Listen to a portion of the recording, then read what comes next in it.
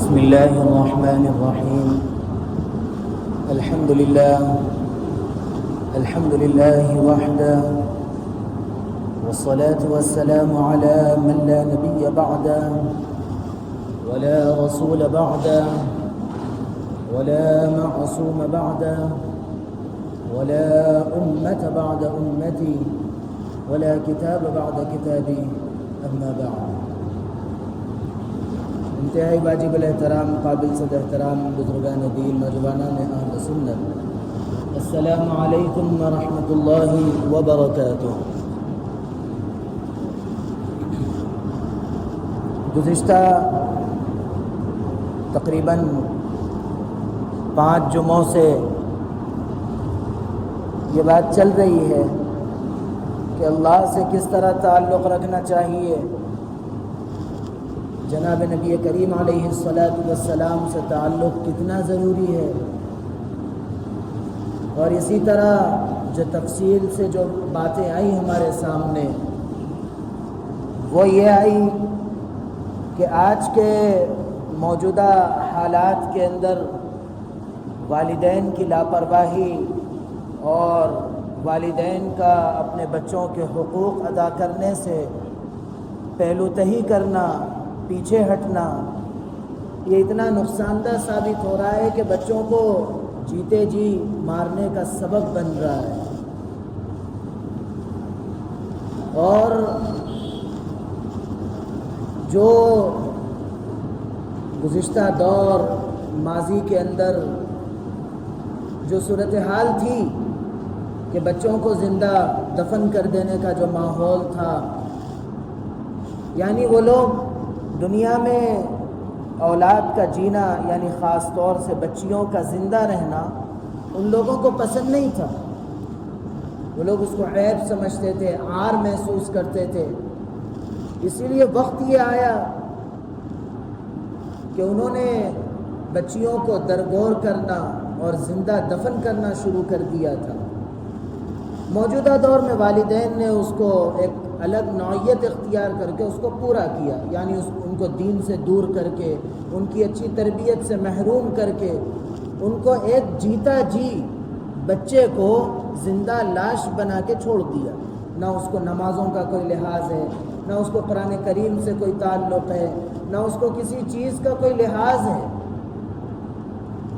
وقت کے ساتھ ساتھ لوگوں نے اپنی نوعیتیں اور اپنی کیفیات بدل لی.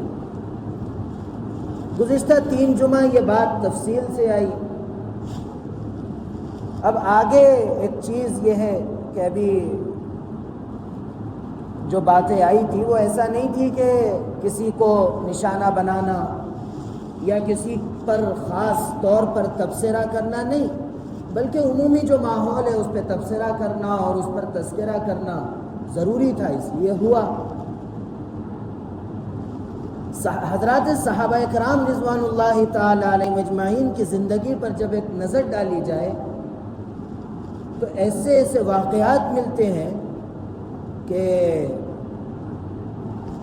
ہم دنگ رہ جائیں. حضرت عثمان ابن عفان رضی اللہ عنہ کا ایک واقعہ بہت مشہور ہے. صلح حدیبیہ کے موقع پر جب اللہ کے نبی علیہ السلام نے حضرت عثمان ابن عفان رضی اللہ عنہ کو بھیجا کفار و مشرکین سے بات کرنے کے لیے، تو آپ کا پیچا آدھی پنڈلی تھا. رسول اللہ صلی اللہ علیہ وسلم کا حکم یہ ہے کہ آدمی کا پینچا اتنا اوپر ہو کہ ٹخنے نظر آئے. یہ آپ کا حکم تھا، لیکن جناب نبی کریم علیہ السلام کا عمل یہ تھا کہ جناب نبی کریم علیہ السلام اپنے پینچے کو آدھی پنڈلی رکھا کرتے تھے، نصف ساق بھی جس کو کہا جاتا ہے. تو حضرت عثمان ابن عفان رضی اللہ عنہ کا پینچا نصف ساق تھا. تو آپ کے چچازاد بھائی حضرت عثمان ابن عفان سے کہنے لگے کہ دیکھو، ہمارے یہاں جو سردار ہوتے ہیں ان کا جتنا نیچے پینچا لٹکا ہوتا اتنا ان کو بڑا سمجھا جاتا تھا. یہ کفار و مشرکین کی چیزیں تھیں جس کو ہم اپنائیں اور ہمارے معاشرے میں وہ نظر آتی. تو حضرت عثمان ابن عفان رضی اللہ عنہ سے جب ان کے چچازاد بھائی نے کہا کہ اگر تمہارا پینچا نیچے ہوگا تمہاری عزت میں کمی آئے گی، تم تو سردار ہے، تم تو سردار کے بیٹے ہیں۔ تو حضرت عثمان ابن عفان رضی اللہ عنہ نے کہا کہ مجھے ان لوگوں کی کوئی پرواہ نہیں ہے کہ یہ لوگ مجھے عزت کی نگاہ سے دیکھتے ہیں یا میری عزت میں کمی کرتے ہیں، میرے سامنے جناب نبی کریم علیہ السلام کا حکم سامنے ہے اور میرے لیے وہ کافی ہے، اور جناب نبی کریم علیہ السلام کے حکم پر عمل کرنا میرے لیے سب سے بڑی عزت، سب سے بڑے فخر کی بات ہے۔ اسی طرح اور آگے بڑھیے، حضرت عمر بن خطاب رضی اللہ عنہ، مدینہ منورہ سے ان کا گھر مسجد نبوی سے کچھ فاصلے پر انہوں نے لیا، تو وہ روزانہ مسجد نبوی آنا ان کے لیے دشوار ہو گیا۔ تو انہوں نے چیز یہ طے کی کہ ایک صاحب کو مقرر کیا کہ وہ روزانہ ایک دن مسجد نبوی جائے اور جناب نبی کریم علیہ السلام نے جتنے احکامات بیان کیے ہوں گے وہ آ کر مجھے سنانا۔ اور ایک دن حضرت عمر رضی اللہ عنہ نے معمول بنایا تھا کہ وہ ایک دن مسجد نبوی جایا کرتے تھے، اور حضرت عمر رضی اللہ عنہ جو بھی اللہ کے نبی علیہ السلام کی تعلیمات، آپ کے احکامات سنتے ہوں گے، وہ آ کر وہ ان کے جو ساتھی تھے ان کو بتائیں گے۔ بہرحال دونوں نے معمول مقرر کر لیا تھا کہ جناب نبی کریم علیہ السلام کی تعلیمات کو سنیں گے، آپ کے احکامات کو سنیں گے، اور پھر جس دن جو جائے گا وہ آ کر اس کو سنائے گا جو نہیں گیا۔ بہرحال یہ معمول انہوں نے بنایا تھا۔ وجہ کیا تھی؟ اس کی وجہ یہ تھی کہ وہ جناب نبی کریم علیہ السلام کے ایک ایک حکم سے محبت کرتے تھے، اور وہ یہ چاہتے تھے کہ آپ کا کوئی حکم ایسا نہ ہو جو ہمارے کانوں سے نہ گزرے، کوئی حکم ایسا نہ ہو جو ہماری زندگیوں میں نہ آ جائے۔ اور اسی طرح حضرات صحابہ کے جو معمولات تھے، حضرت حذیفہ ابن الیمان رضی اللہ عنہ، جس کے بارے میں جو لوگ جانتے ہیں حضرات صحابہ کی تاریخ کو، آپ کے اوصاف کو، وہ لوگ یہ چیز اچھی طریقے سے جانتے ہیں کہ حضرت حذیفہ ابن الیمان رضی اللہ عنہ وہ عظیم صحابی تھے جو جناب نبی کریم علیہ السلام کے رازدار بھی تھے۔ حضرت عمر رضی اللہ عنہ حضرت حذیفہ کے پاس آیا کرتے تھے۔ کیوں؟ حضرت حذیفہ اللہ کے نبی کے اتنے بڑے رازدار تھے کہ اللہ کے نبی علیہ السلام منافق اور مومن دونوں کی پہچان حضرت حذیفہ کو کروائی تھی۔ جتنے مدینے کے اندر منافقین پلتے تھے ان سب کو اللہ کے نبی علیہ السلام نے ان سب کی شناخت حضرت حذیفہ کو کروائی تھی۔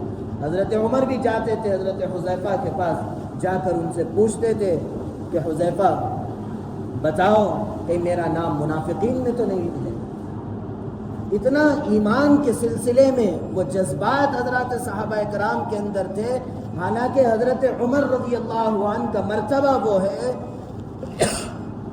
کہ اللہ کے نبی علیہ السلام ارشاد فرماتے ہیں کہ جس راستے سے عمر گزرتا ہے اس راستے سے کبھی شیطان نہیں گزرتا۔ اس سے بڑھ کر یہ فضیلت تھی کہ اللہ کے نبی علیہ السلام نے ارشاد فرمایا کہ میرے بعد اگر نبیوں کا سلسلہ چلتا تو وہ اور اس کے نبیوں کا سلسلہ چلتا تو میرے بعد نبی عمر ہوتا۔ یہ فضیلت حضرت عمر رضی اللہ عنہ کی تھی، لیکن ان کے دل کے جذبات کیا تھے؟ ان کے دل کے اندر ابھرنے والی چیزیں کیا تھی؟ اپنے ایمان کی فکر۔ تو یہ سب چیزیں جو حضرات صحابہ کرام کے اندر پیدا ہوئی تھی وہ محبت کی بنیاد پہ پیدا ہوئی تھی، اور وہ محبت جناب نبی کریم علیہ السلام سے تھی۔ تو حضرت حذیفہ ابن الیمان رضی اللہ عنہ جب ایران فتح کرنے کے لیے گئے تھے تو دربار کے اندر جب کھانے کے لیے بیٹھایا گیا تو حضرت حذیفہ ابن الیمان رضی اللہ عنہ کے ہاتھ سے کچھ دانے گر کے دستر پہ چلے گئے۔ تو حضرت حذیفہ جب اس کو اٹھانا چاہے تو بازو جو بیٹھے ہوئے تھے انہوں نے کہا کہ ہم سردار اور ہم بادشاہ کے دستر پہ بیٹھے ہوئے ہیں، اگر ہم اس کو اٹھاتے ہیں تو پھر یہ لوگ ہم کو کیا کہیں گے، ہم کو گری ہوئی نظر سے دیکھیں گے۔ تو اس وقت حضرت حذیفہ ابن الیمان رضی اللہ عنہ نے فرمایا تھا کہ کہ کیا میں ان احمقوں کے لیے جناب نبی کریم علیہ الصلاۃ والسلام کی سنت اور آپ کی تعلیم کو چھوڑ دوں؟ اس سے اندازہ لگائیے کہ حضرات صحابہ کرام رضوان اللہ تعالی علیہ مجمعین کے دل کے اندر کیسے جذبات تھے، سنتوں پر عمل کی کیسی ان کے دل کے اندر فکر تھی اور کیسی محبت تھی کہ وہ جناب نبی کریم علیہ الصلاۃ والسلام کی سنت کو کسی بھی صورت میں چھوڑنے کے لیے تیار نہیں تھے۔ ایک آخری واقعہ، ایک صحابی ہے، نام ذہن سے نکل گیا، کہ وہ صحابی مسجد نبوی کے اندر داخل ہونا چاہتے تھے، راستے میں تھے، اور حضرت عبداللہ ابن مسعود رضی اللہ عنہ مسجد نبوی کی طرف جا رہے تھے، اور اللہ کے نبی علیہ الصلاۃ والسلام کی ایک آواز ان کے کان میں پڑی کہ بیٹھ جاؤ، تو وہ اسی بیچ میں بیٹھ گئے۔ انہوں نے یہ نہیں سوچا کہ جناب نبی کریم علیہ الصلاۃ والسلام کا حکم تو صرف مسجد والوں کے لیے تھا، یہ نہیں سوچا، بلکہ وہیں بیٹھ گئے۔ جب اللہ کے نبی علیہ الصلاۃ والسلام نکلے، جب دیکھا کہ حضرت عبداللہ ابن مسعود بیٹھے ہوئے، تو آپ نے سوال کیا تو انہوں نے یہی جواب دیا کہ میرے کان میں صرف آپ کی آواز پڑ گئی، بیٹھ جاؤ، میں بیٹھ گیا، اس کے علاوہ میں کچھ نہیں سوچا۔ یہ محبت، یہ اطاعت کے جذبات کیسا پیدا ہوئے؟